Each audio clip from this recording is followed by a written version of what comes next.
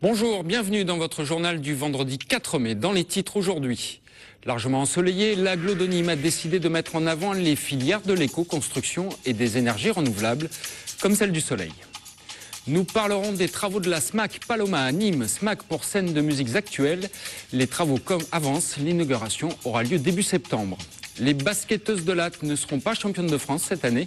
Elles ont perdu leur finale retour à Bourges hier soir, 45-54. Commençons ce journal avec le mouvement des gardiens de prison qui se poursuit et cela dure depuis 3 semaines. Ce matin, ils ont bloqué dès 6 heures les accès de la maison d'arrêt de Nîmes. Ils ont fait de même à la prison de Villeneuve-les-Maglones, dans l'Hérault. Les gardiens de prison protestent toujours contre le manque d'effectifs et la surpopulation carcérale. On écoute un représentant syndical de la maison d'arrêt de Nîmes au micro d'Olivier Michel. Il faut savoir quand même qu'actuellement, il y a 4 établissements sur l'ensemble du ministère de la Justice qui sont surpeuplés à plus de 200%. Et il n'y en a que 2 en métropole, Béthune et Nîmes. Nous avons encore actuellement plus de 30 matelas au sol avec 400 détenus. On nous promet de construire, le préfet, on a fait une réunion jeudi passé où il veut faire 100 cellules supplémentaires, mais sans nous donner la possibilité d'avoir du personnel en plus, sans avoir la structure parce qu'actuellement on a un établissement qui a été fait pour 192 détenus et pas pour 400 et encore moins pour 600, parce que 100 cellules, on sait très bien, ça veut dire au bas mot 200 détenus de plus. Les filières de l'éco-construction et des énergies renouvelables, comme le solaire, sont des vecteurs importants de développement économique. L'agglo de Nîmes, qui profite du meilleur ensoleillement de la région, a décidé de mettre en avant ce secteur et de rassembler ses acteurs au sein d'un cluster. Explication, Olivier Michel. Sorte de regroupement qui fédère entreprises, institutions, organismes de recherche et de formation, le cluster de Nîmes Métropole vise à renforcer la compétitivité du territoire dans les domaines de l'énergie renouvelable et de l'éco-construction. Il met en réseau plus de 300 acteurs du secteur qui, pour être à la pointe de la technologie, tablent d'abord sur l'excellence des formations dispensées sur le département en les fédérant. Chacun a ses compétences dans ses établissements et en se mettant plutôt en synergie, eh bien ça permet que peut-être on ait des moyens supplémentaires pour aller encore plus loin dans notre domaine de compétences et leur en faire profiter à la fois nos étudiants mais aussi nos entreprises. Première action concrète du cluster, la création d'une licence professionnelle énergie renouvelable éco-construction qui devrait ouvrir ses portes à la rentrée 2012. Cette licence répond à un besoin à la fois des maîtres d'œuvre et à la fois des négociants de matériaux et de matériel. En fait, ils se retrouvent actuellement à avoir un manque de compétences sur des problèmes ciblés qui sont les nouveaux matériaux éco-construction, les nouveaux matériels à la fois photovoltaïques et les pilotages de gestion technique de bâtiments. Entre 12 et 16 élèves vont ainsi être formés en alternance sur ce qui se fait de mieux en matière de gestion et d'économie d'énergie, comme dans cette maison intelligente. Les fenêtres sont équipées de capteurs qui vont permettre par exemple d'arrêter ou de mettre à en veille le chauffage dès qu'une fenêtre est ouverte. Leur certificat professionnel en poche, les nouveaux diplômés deviendront des entrepreneurs, mais n'affronteront pas seuls le marché du travail. Là encore, le cluster interviendra grâce à une mutualisation des moyens. On est par exemple en train de mettre en place un site internet sur lequel on va promouvoir leurs compétences et les mettre en relation potentiellement avec des donneurs d'ordre, que ce soit des donneurs d'ordre publics, mais aussi des donneurs d'ordre privés, pour les accompagner dans la réponse aux appels d'offres qui sont pas forcément évidentes pour ces jeunes et pour ces petites entreprises. Initié en 2010, le cluster va également accompagner les entreprises dans leur nécessaire mutation, comme pour la nouvelle réglementation thermique 2012 imposée par le Grenelle de l'environnement, qui redéfinit les exigences de performance énergétique de toute nouvelle construction. Si vous vous sentez l'âme d'un réalisateur, la Chambre de commerce et d'industrie de Montpellier lance un concours de cinéma destiné à promouvoir le centre-ville et ses commerçants. Marie Aubazac et Pierre-Paul Castelli nous expliquent la marche à suivre pour participer. Un concours pour valoriser les commerces du centre-ville, c'est le but de l'opération Montpellier fait son film, organisée par la CCI de Montpellier. Pour y participer, il suffit de réaliser un court-métrage mettant en avant les atouts du centre-ville et valorisant l'acte d'achat. On l'espère que le centre-ville devienne un grand centre de tournage et je crois qu'on a une ville qui est belle, on a des commerces qui sont beaux, les commerces doivent être ouverts pour ces tournages et les commerçants peuvent être également des figurants pour participer à ce concours pleinement. Une campagne de communication originale qui se sert du cinéma pour dynamiser les commerces de la ville.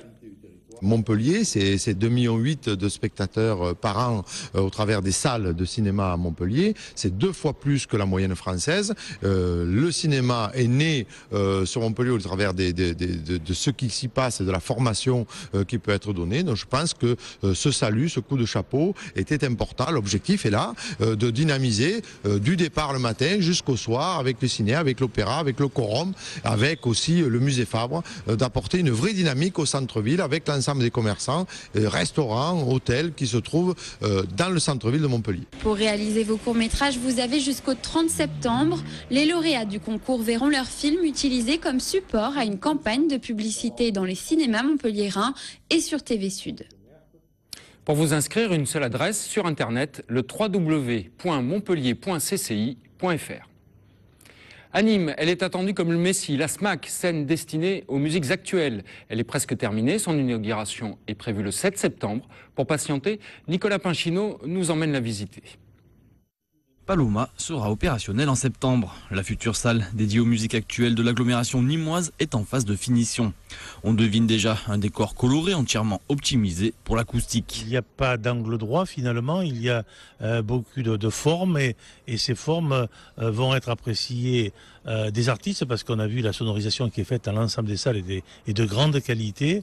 Je crois que les artistes qui vont se produire et les personnes qui viendront écouter un concert, ça sera dans les meilleures conditions.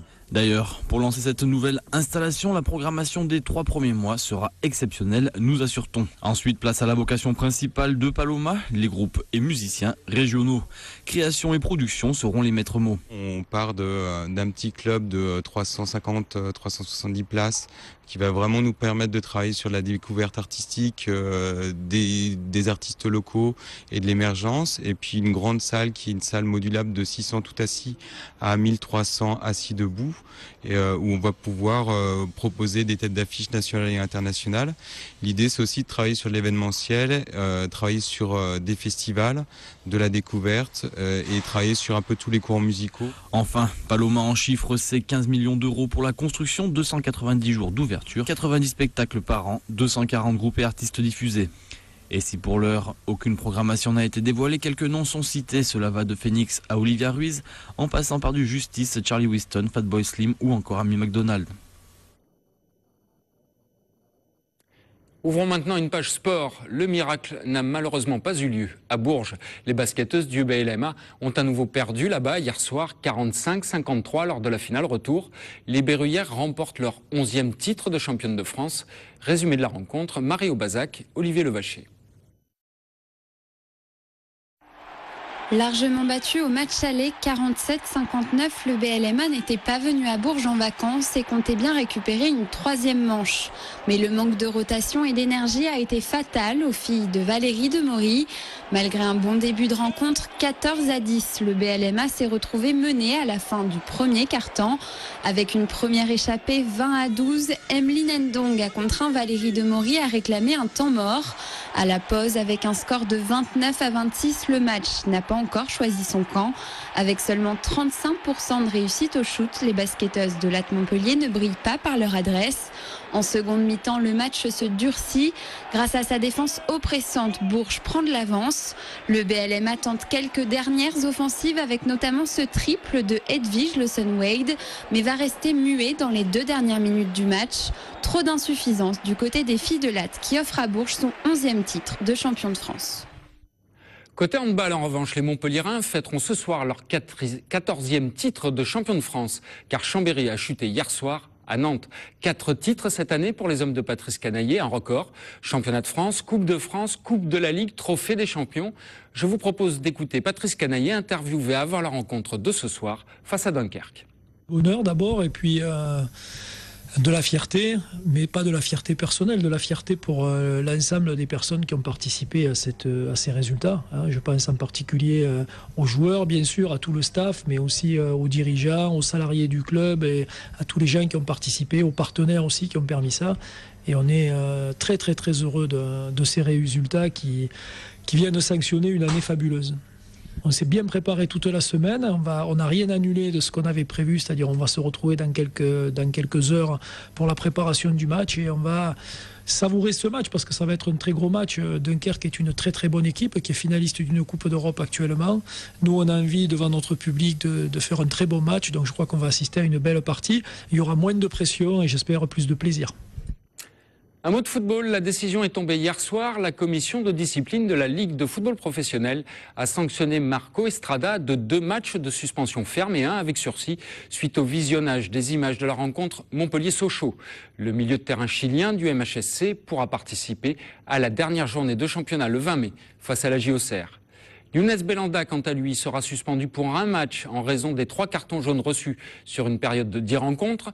Younes Belhanda, toujours, est aussi suspendu à titre conservatoire après les incidents de fin de match face à Évian. Il passera en commission de discipline le 10 mai. En revanche, le carton rouge infligé à Grégory Lacombe a été retiré suite au visionnage des images. À Nîmes, les Crocos reçoivent l'Uznac ce soir aux Costières. L'Uznac 14e de national, Nîmes 5e à égalité de points avec Épinal qui a chuté hier soir face à Quevilly. Les Crocos ont donc une belle carte à jouer ce soir. Enfin, un petit rappel de rugby, le MHR reçoit Biarritz à Yves-du-Manoir ce soir pour le compte de la 25e journée de top 14. Montpellier 4e, Biarritz 9e au classement. Les rugbymen montpelliérains doivent absolument gagner ce soir pour espérer disputer les barrages. Avant de nous quitter, je vous présente un nouveau confrère en avant-première. Je dis tout est un hebdomadaire qui s'engage à ne rater rien ni personne.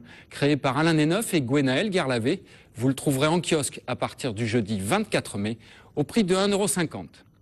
C'est la fin de ce journal. On se retrouve lundi pour un nouveau journal. En attendant, je vous souhaite un excellent week-end sur TV Sud.